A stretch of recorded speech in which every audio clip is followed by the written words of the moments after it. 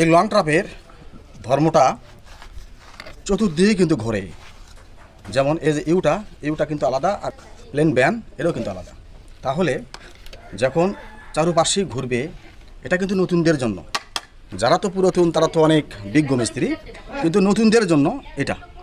দেখেন এই ইউ থেকে কিন্তু এই প্ল্যান ব্যানটা চারুপাশেই ঘুরবে।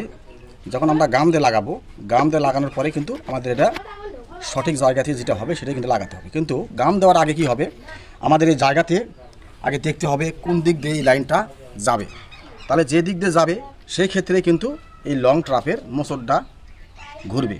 তা আমরা যখন প্রথম কাজ করব, দেখব যে কোন দিকে এই কাজটা হবে। যেদিকে কাজটা হবে সেই দিকে কিন্তু আমরা গামটা ইউজ করে সেই দিকে কিন্তু ঘুরিয়ে দেওয়ার চেষ্টা করব। এদিক যদি হয় আমার এই দিকে ঘুরে দিতে হবে, সোজাসুজি যদি হয় সোজাসুজি দিতে হবে, যদি এই দিকে ঘুরে না হয় এই দিকে ঘুরিয়ে দিতে হবে। যেদিকে মোচড় খাবে সেই দিকে ঘুরিয়ে কিন্তু কাজটা সঠিকভাবে করতে হবে। এটা কিন্তু নতুনদের জন্য। যেহেতু যারা পুরোদিন রয়েছে তারা তো অনেক বিশাল বড় মিস্ত্রি, তাদেরকে তো আর আমরা শিক্ষা দিতে পারবো না। পারবো কি মেয়েদি?